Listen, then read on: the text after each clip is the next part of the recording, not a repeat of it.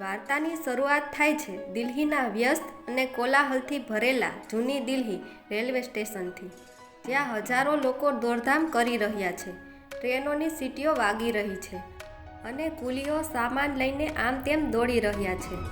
આ ભીડની વચ્ચે એક થાંભલાને પકડીને ઊભો છે 7 વર્ષનો નાનકડો આર્યન. તેની આંખોમાં ડર છે અને ગાલ પર સુકાઈ ગયેલા આંસુના નિશાન.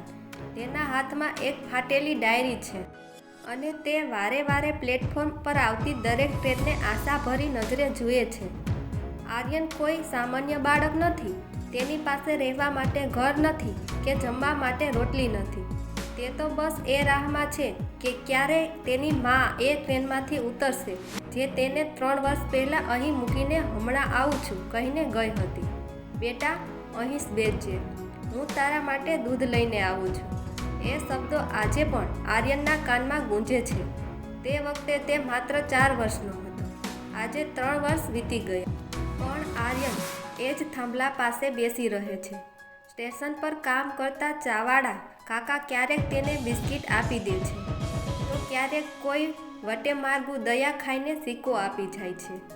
એક દિવસ દિલ્હીમાં કડકડતી ઠંડી પડી રહી હતી. હુમ્મસ એટલું હતું કે સામે ઊભેલી વ્યક્તિ પણ દેખાય નહીં. આર્યન પાસે ઓઢવા માટે માત્ર એક જૂની ગુણી હતી. તે ઠંડીથી થરથર ધ્રુજી રહ્યો હતો. ત્યારે જ તેની નજર એક ભવ્ય સૂટ બૂટ પહેરેલા માણસ પર પડી, જેનો સામાન ખૂબ જ કિંમતી લાગતો હતો. એ માણસ ઉતાવળમાં પોતાનું પાકીટ નીચે પાડી દે છે અને ભીડમાં આગળ વધી જાય છે. આર્યન દોડીને એ પાકીટ ઉઠાવે છે. પાકીટમાં પુષ્કળ પૈસા અને ક્રેડિટ કાર્ડ હતા. જો આર્યન ઈચ્છત તો તે પાકીટ રાખી શકત અને મહિનાઓ સુધી પેટ ભરીને જમી શકત. પણ તેના મનમાં તેની માની શીખ હતી, ગમે તેટલી ભૂખ લાગે બેટા, પણ ક્યારે બીજાનું પડાવવું નહીં. તે નાનકડા પગે એ ભીડમાં પેલા માણસની પાછળ દોડે છે. સાહેબ, ઓ સાહેબ, ઊભા રહો. તેનો અવાજ સ્ટેશનના ઘોંઘાટમાં દબાઈ જાય છે. દોડતા દોડતા આર્યનનો પગ લપસે છે અને તે પ્લેટફોર્મની કિનારીએ પટકાય છે. બરાબર ત્યારે જ સામેથી એક તેજ ગતિએ ટ્રેન આવી રહી હતી. પ્લેટફોર્મ પર ટ્રેનની ભયાનક વિસલ વાગી રહી હતી. ટ્રેનની લાઇટો આર્યનની આંખોમાં અંજાઈ રહી હતી. બરાબર છેલ્લી ક્ષણે પેલા સૂટ બૂટવાળા ભદ્ર પુરુષની નજર પાછળ પડી. તેમણે જોયું કે એક નાનકડો છોકરો તેમનું પાકીટ હાથમાં લઈને ટ્રેન અને પ્લેટફોર્મની વચ્ચે ફસાયો છે. તેમણે સ્ફૂર્તિથી આર્યનનો હાથ પકડ્યો અને તેને પોતાની તરફ ખેંચી લીધો. ટ્રેન સટસટાટ પસાર થઈ ગઈ. આર્યનનો શ્વાસ જોર જોરથી ચાલી રહ્યો હતો. તેના ઘૂંટણમાંથી લોહી નીકળતું હતું, પણ તેના ચહેરા પર એક સંતોષ હતો. તેણે ધ્રુજતા હાથે પેલું પાકીટ એ માણસ તરફ લંબાવ્યું અને ધીમા અવાજે કહ્યું, સાહેબ, તમારું આ પડી ગયું હતું. એ માણસ, જેનું નામ મિસ્ટર ખન્ના હતું, તે આશ્ચર્યચકિત થઈ ગયા. દિલ્હી જેવા શહેરમાં જ્યાં લોકો એકબીજાના ખિસ્સા કાપવાની તક શોધતા હોય, ત્યાં એક ભૂખ્યો અને ફાટેલા કપડાં પહેરેલો બાળક લાખો રૂપિયા ભરેલું પાકીટ પાછું આપવા માટે પોતાનો જીવ જોખમમાં મૂકે. બેટા, તે આ કેમ કર્યું? તને ખબર છે આમાં કેટલા પૈસા છે? મિસ્ટર ખન્નાએ પૂછ્યું. આર્યને નિર્દોષતાથી જવાબ આપ્યો, મારી મા કહેતી હતી કે બીજાના પૈસાથી પેટ ભરાય, પણ મન ક્યારેય શાંત ન રહે. મારે બસ મારી મા પાસે જવું છે. મિસ્ટર ખન્નાનું હૃદય દ્રવી ઉઠ્યું. તેમણે આર્યનને પ્લેટફોર્મ પર બેસાડ્યો અને તેના ઘા પર રૂમાલ બાંધ્યો. વાતો વાતોમાં આર્યનને પોતાની 3 વર્ષની લાંબી પ્રતીક્ષાની વાત કરી. તેણે પેલો થાંભલો બતાવ્યો જ્યાં તે રોજ બેસતો હતો. મિસ્ટર ખન્ના સમજી ગયા કે આર્યનની મા કદાચ કોઈ મજબૂરીમાં અથવા અકસ્માતને કારણે પાછી ફરી શકી નથી, પણ આ બાળકની આશા હજુ જીવંત છે. તેમણે વિચાર્યું કે આ બાળકને આમ રઝળતો મૂકી શકાય નહીં. 4 ચાલ મારી સાથે, હું તને તારી માને શોધવામાં મદદ કરીશ અને ત્યાં સુધી તું મારા ઘરે રહીશ, મિસ્ટર ખન્નાએ પ્રેમથી કહ્યું. પહેલી વાર આર્યનને કોઈની વાત પર વિશ્વાસ બેઠો. તે મિસ્ટર ખન્નાની મોટી ગાડીમાં બેસીને એક સુંદર બંગલામાં પહોંચ્યો. ત્યાં તેને નવડાવવામાં આવ્યો, નવા કપડાં આપવામાં આવ્યા અને ગરમા ગરમ જમવાનું પીરસવામાં આવ્યું. આર્યનને લાગ્યું કે કદાચ ભગવાને તેની પ્રાર્થના સાંભળી લીધી છે. પરંતુ વાર્તામાં વળાંક ત્યારે આવ્યો જ્યારે મિસ્ટર ખન્નાના પત્ની, જેમને બાળકો પ્રત્યે થોડી નફરત હતી, તેમણે આર્યનને જોયું. તેમણે મિસ્ટર ખન્નાને સ્પષ્ટ કહી દીધું, આ ભિખારીના છોકરાને આપણા ઘરમાં કોઈ જગ્યા નથી. કાલે સવારે જ આને અહીંથી કાઢી મૂકો. આર્યન દરવાજે પાછળ ઊભો રહીને આ બધું સાંભળી રહ્યો હતો. તેની આંખો ફરી ભીની થઈ ગઈ. તેને લાગ્યું કે દુનિયામાં તેના માટે કોઈ જગ્યા નથી. તે રાત્રે જ્યારે આખું ઘર સૂતું હતું ત્યારે આર્યને એક મોટો નિર્ણય લીધો.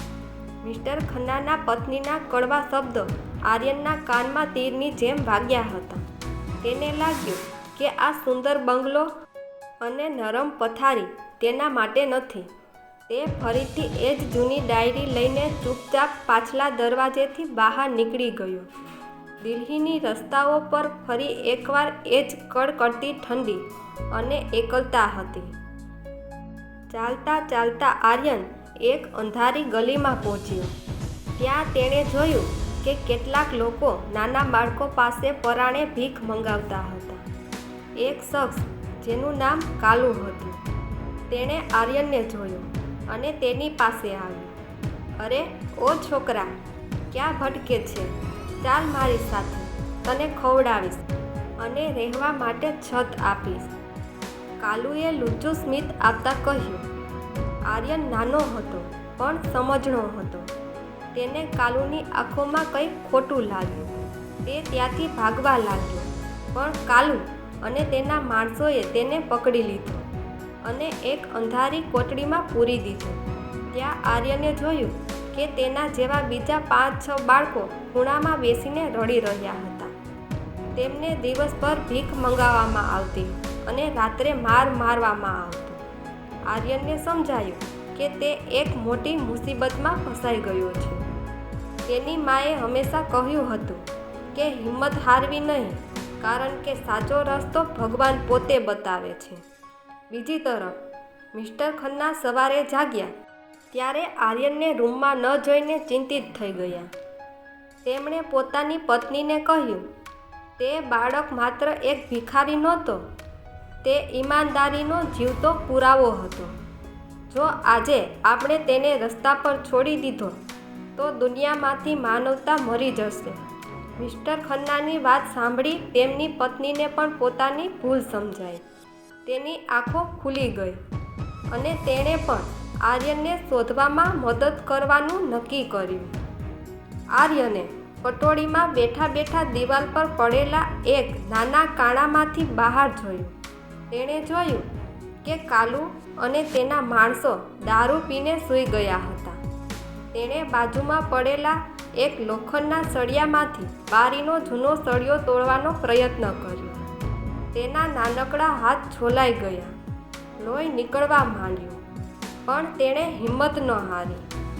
મિત્રો, આપણે અહીંથી ભાગવું પડશે, નહીતર આ લોકો આપણું જીવન બરબાદ કરી નાખશે. આર્યને બીજા બાળકોને ધીમેથી કહ્યું. બાળકો ડરેલા હતા, પણ આર્યની આંખોમાં રહેલી હિંમતે તેમને જોમ આપ્યું. એક પછી એક બધા બાળકોએ નાની બારીમાંથી બહાર નીકળ્યા. પણ જેવો આર્યન બહાર નીકળવા ગયો, કાલુ જાગી ગયો. એ ક્યાં ભાગો છો? કાલુની ગર્જનાથી આખી ગલી ગૂંજી ઉઠી. આર્યનને જીવની પરવા કર્યા વગર દોડવાનું શરૂ કર્યું. તેની પાછળ કાલુ અને તેના ગુંડાઓ હતા. દોડતા દોડતા આર્યન મુખ્ય રસ્તા પર આવી ગયો, જ્યાં પોલીસની એક ગાડી પેટ્રોલિંગ કરી રહી હતી. તેની પાછળ મિસ્ટર ખન્નાની ગાડી પણ હતી, જે આખી રાત આર્યનને શોધી રહી હતી. કાલુ આર્યનની સાવ નજીક પહોંચી ગયો હતો. તેના ચહેરા પર ક્રોધ હતો. તેણે આર્યનનો કોલર પકડ્યો જ હતો કે તરત જ મિસ્ટર ખન્નાની ગાડી જોરથી બ્રેક સાથે ત્યાં ઊભી રહી. મિસ્ટર ખન્ના અને પોલીસ ઓફિસર ગાડીમાંથી બહાર આવ્યા. કાલુ પોલીસને જોઈને ગભરાઈ ગયો અને આર્યનને છોડીને ભાગવા ગયો, પણ પોલીસે તેને ઘેરી લીધો. મિસ્ટર ખન્નાએ દોડીને આર્યનને તેડી લીધો. બેટા, મને માફ કરી દે. તારે આમ છોડીને નહોતું જવું જોઈતું. મિસ્ટર ખન્નાની આંખોમાં પસ્તાવો હતો. આર્યન બસ ધ્રુસકે ને ધ્રુસકે રડી રહ્યો હતો. આજે પહેલી વાર તેને કોઈના ખંભા પર માથું મૂકીને રડવાનો હક મળ્યો હતો. પોલીસે કાલુના અડ્ડા પર દરોડા પાડીને બાકીના બાળકોને પણ આઝાદ કરાવ્યા. જ્યારે પોલીસ સ્ટેશનમાં આર્યનની પૂછપરછ કરવામાં આવી ત્યારે આર્યને પોતાની પેલી ફાટેલી ડાયરી પોલીસ ઓફિસરને બતાવી. એ ડાયરીમાં તેની માએ એક સરનામું લખ્યું હતું જે સમય જતાં અસ્પષ્ટ થઈ ગયું હતું, પણ ડાયરીના છેલ્લા પાના પર એક ફોટો ચોંટાડેલો હતો. એ ફોટો જોઈને પોલીસ ઓફિસર ચોંકી ગયા. આ તો એ જ સ્ત્રી છે જેનો અકસ્માત 3 વર્ષ પહેલાં આ જ સ્ટેશનની બહાર થયો હતો. ઓફિસરે જૂની ફાઇલો ફંફોસતા કહ્યું. આર્યનનું હૃદય એક ધબકારો ચૂકી ગયું. મારી માં ક્યાં છે સાહેબ? તેણે આતુરતાથી પૂછ્યું. ઓફિસરે નીચું જોઈને કહ્યું, બેટા, એ દિવસે તારી માં તારા માટે દૂધ લેવા રસ્તો ઓળંગી રહી હતી ત્યારે એક ટ્રકે તેને ટક્કર મારી હતી. તેને હોસ્પિટલ લઈ જવામાં આવી, પણ તે ગંભીર રીતે ઘાયલ હોવાથી તેની યાદશક્તિ જતી રહી હતી. તેને કોઈ સંસ્થામાં મોકલવામાં આવી હતી. મિસ્ટર ખન્નાએ તરત જ નિર્ણય લીધો. તેમણે પોતાની તમામ વગ વાપરીને એ સંસ્થાની શોધખોળ શરૂ કરી. આખી રાત દિલ્હીની અલગ અલગ આશ્રમ શાળાઓ અને હોસ્પિટલોમાં તપાસ કરવામાં આવી.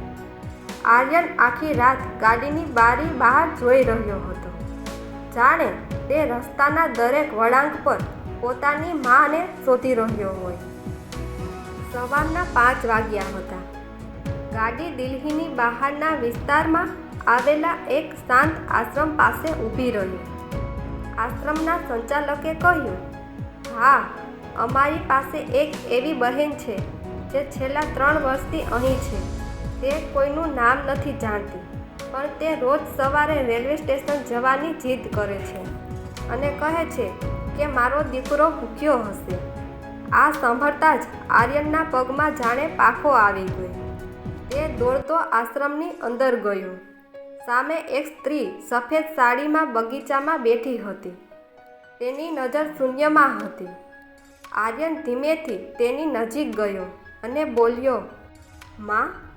પેલી સ્ત્રીએ જ્યારે માં શબ્દ સાંભળ્યો ત્યારે તેના શરીરમાં એક ધ્રુજારી પસાર થઈ ગઈ. તેણે ધીમેથી નજર ઊંચી કરી. સામે 7 વર્ષનો આર્યન ઊભો હતો. ભલે તે થોડો મોટો થઈ ગયો હતો, ભલે તેનો ચહેરો ધૂળથી ભરાયેલો હતો, પણ એક માની નજર પોતાના સંતાનને ઓળખવામાં ક્યારેય થાપ ખાતી નથી. તેના મગજમાં ધૂંધળી છબીઓ સ્પષ્ટ થવા લાગી.